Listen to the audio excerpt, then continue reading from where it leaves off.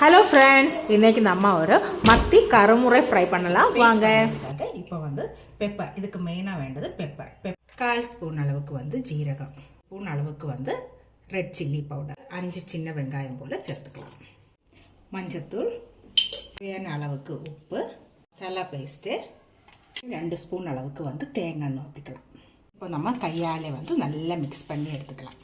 இப்போ நல்லா மிக்ஸ் பண்ணியாச்சு. இப்போ நம்ம ரெஸ்ட்டில் 1 மணி நேரம் வச்சுக்கலாம்.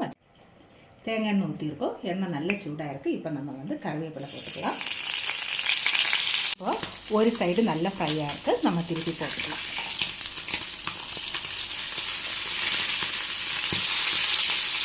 ஓகே, இப்போ திருப்பி போட்டாச்சு. இப்போ நல்லா ஃப்ரை ஆகட்டும், நம்ம எடுத்துக்கலாம்.